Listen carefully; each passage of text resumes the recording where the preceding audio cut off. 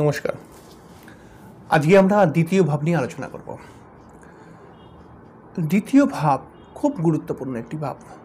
প্রথম ভাব থেকে যদি আমরা কোনো সন্তানের জন্ম বিচার করে থাকি, তাহলে দ্বিতীয় ভাব হচ্ছে তার একটুখানি বড় হয়ে ওঠা, তার নিজের পরিবারের সঙ্গে পরিচয় হওয়া, এবং সে পরিবারের মধ্যে চলে এলো, সবার মধ্যিখানে চলে এলো। আগে তো জন্ম যখন হলো তখন তো আমরা ধরে নিলাম কি সে আতুর ঘরে রয়েছে বা হসপিটালে রয়েছে। এখন মনে করুন যে সে পরিবারের মধ্যে চলে এলো, তাহলে পরে এই ঘরটি থেকে পরিবারও বিচার করা হয়। আসলে পরিবার কেন? কারণ হচ্ছে যে একজন বাচ্চা যখন জন্মগ্রহণ করে এবং সে যখন একটুখানি তার বয়সটা বাড়ে, তখন সে পরিবারের সঙ্গে পরিচিত হয় এবং মা, বাবা, দাদু, ঠাকমা, কাকা, পিসি ইত্যাদি বলা শুরু করে। এই পরিবারের মধ্যে সে মেশে এবং পরিবারের ভাষাকে নকল করার চেষ্টা করে পরিবারের ভাষাকে।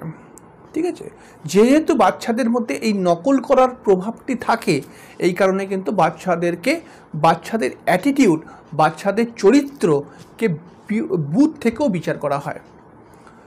তো যাই হোক, সেগুলো অন্যরকম কথা।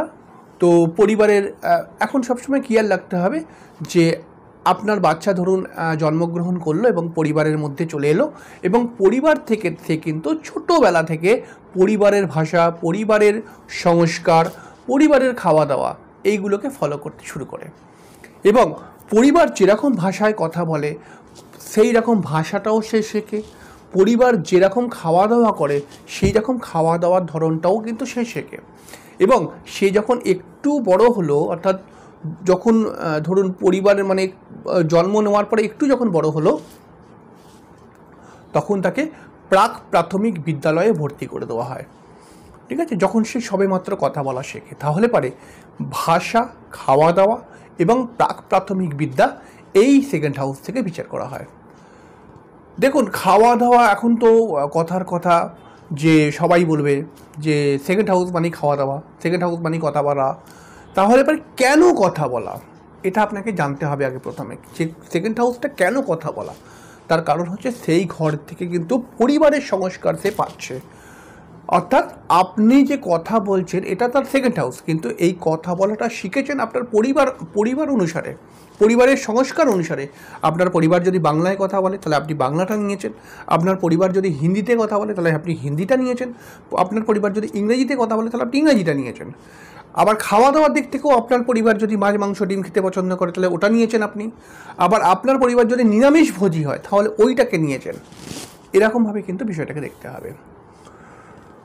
এই সেকেন্ড হাউসের মধ্যে কিন্তু ভগবানের আশীর্বাদ রয়েছে, কারণ সেকেন্ড হাউস হচ্ছে অর্থের জায়গা।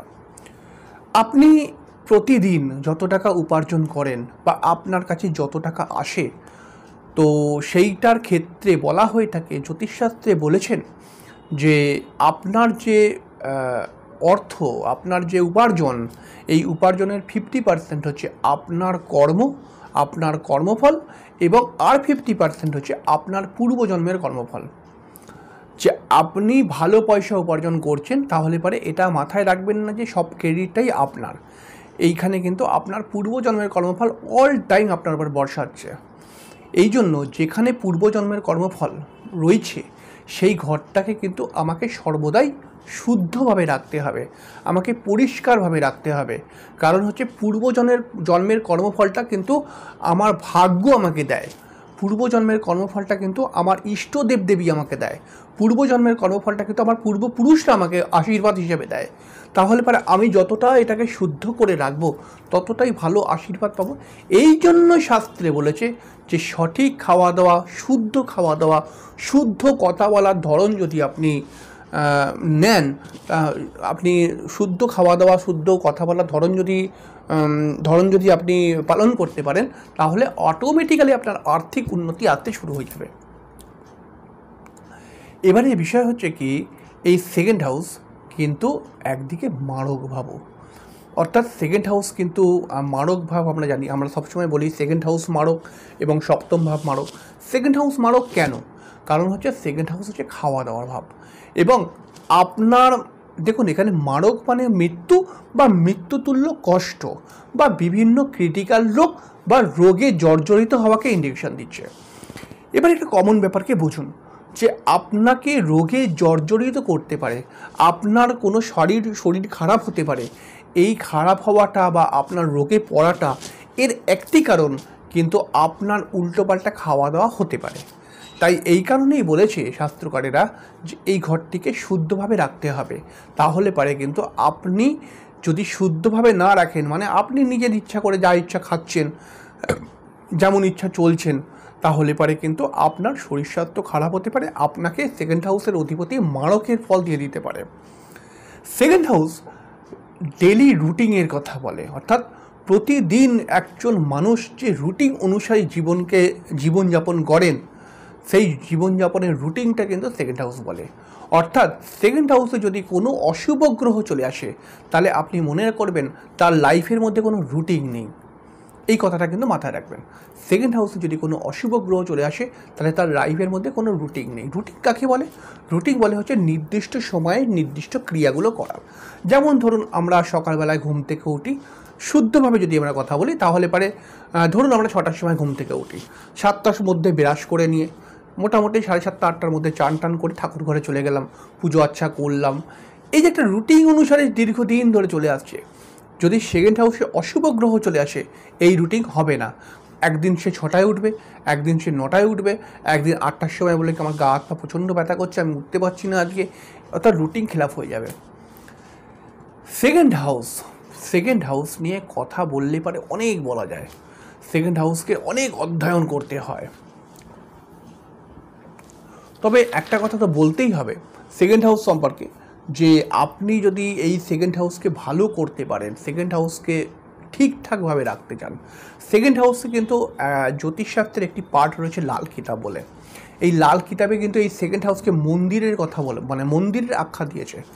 মন্দিরের আখ্যা কেন দিয়েছে? কারণ হচ্ছে যে মন্দিরকে যেমন আমরা শুদ্ধভাবে রাখি, শুদ্ধ নিয়মে যাতায়াত করি, শুদ্ধভাবে মন্দিরের মধ্যে কথাবার্তা বলি, তাহলে সেইভাবেই কিন্তু এই সেকেন্ড হাউসকেও আপনাকে রাখা উচিত। আপনি এই সেকেন্ড হাউসকে মন্দির হিসাবে মনে করুন। কখনো আমরা কোনো পরিস্থিতিতে মন্দিরের মধ্যে গিয়ে কিন্তু খুব একটা নেগেটিভ গাল দিই না। মন্দিরের যদি আমরা খাওয়া দাওয়া দেখি তাহলে পরে সেখানে শুদ্ধ খাবার দেওয়া হয় একমাত্র, ঠিক আছে? তাহলে এইভাবেই সেকেন্ড হাউসটাকে রক্ষা করতে বলেছে শাস্ত্রকারেরা। সেকেন্ড হাউস ভালো থাকে যদি আপনি নিরামিষ আহার করতে পারেন, কিন্তু আমাদের কলকাতা বা আমাদের পশ্চিমবঙ্গের মধ্যে এই নিরামিষ খাবার কন্টিনিউয়াসলি জ্বালানো এটা একটুখানি কষ্টকর, এবং মানুষ যেভাবে বড় হয়ে থাকে আর কি। তবে সেকেন্ড হাউসের কিন্তু অবশ্যই যত্ন করা উচিত। সেকেন্ড হাউসের যত্ন কীভাবে সবথেকে ভালো হবে? সেকেন্ড হাউসের যত্ন সবথেকে ভালো হবে যদি আপনি নিজের কথার মধ্যে, নিজের বাক্যের মধ্যে শুদ্ধতা নিয়ে আসেন।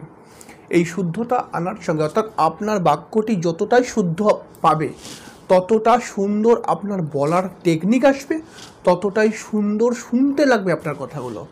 তাহলে পরে এটা কিন্তু আপনাকে সেকেন্ড হাউস দেবে।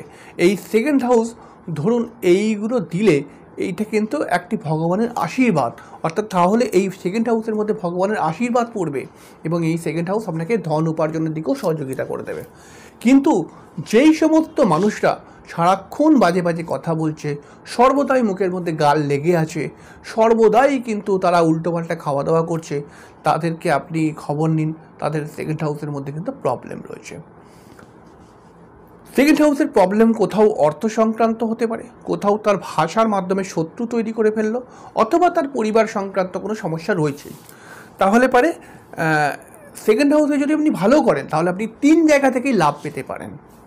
তাহলে এইভাবে আপনি যদি সেকেন্ড হাউসকে দেখেন, দ্বিতীয় ভাবকে দেখেন, তাহলে পারে কিন্তু অবশ্যই লাভ পাবেন। এছাড়াও তো অনেক সূত্র রয়েছে দ্বিতীয় ভাবের মধ্যে। দ্বিতীয় ভাব কিন্তু আর একটা জায়গা খুব ইম্পর্টেন্ট, মেয়েদের জন্য কিন্তু খুব ইম্পর্টেন্ট। মেয়েদের জন্মছকে যদি দ্বিতীয় ভাবের মধ্যে কোনো অশুভ গ্রহ থাকে তাহলে কিন্তু অবশ্যই মনে রাখবেন যে তার বিবাহিত জীবন কিন্তু খারাপ হবে, এটাও কিন্তু মাথায় রাখবেন। মেয়েদের জন্মছকে যদি কোনো অশুভ গ্রহ সেকেন্ড হাউসের মধ্যে থাকে তাহলে কিন্তু তার বিবাহিত জীবনে সমস্যা আসে, কারণ সেটি সপ্তমের অষ্টম ভাব। তো যাই হোক, অনেক ক্যালকুলেশন রয়েছে, একসঙ্গে সব দেব না, তবে খাপে খাপে খাপে খাপে সবই দেব। এবং সেকেন্ড হাউসের অধিপতি 11th হাউসে চলে গেলে তো রাজযোগ হয়। সেকেন্ড হাউসের অধিপতি যদি কোনো রকম কোণে চলে আসে তাহলে পারে তো এটাও একটি ধনযোগ তৈরি হয়ে যায়। তো এরকম অনেক নিয়ম তো রয়েছেই সেকেন্ড হাউসকে নিয়ে, এবং সেকেন্ড হাউসকে দেখার একটি আলাদা টেকনিক রয়েছে নবাংশের মধ্যে। তো এগুলো বলবো, সবই আস্তে আস্তে করে বলবো। আপনারা চ্যানেলটিকে সাবস্ক্রাইব করে রাখুন এবং পাশে থাকুন অবশ্যই। আপনাকে কিন্তু যতটা পারবো আমি জ্যোতিষের সঠিক ব্যাখ্যা দেওয়ার চেষ্টা করব। আজ এখানেই শেষ করছি, পরের দিন আবার দেখা হবে।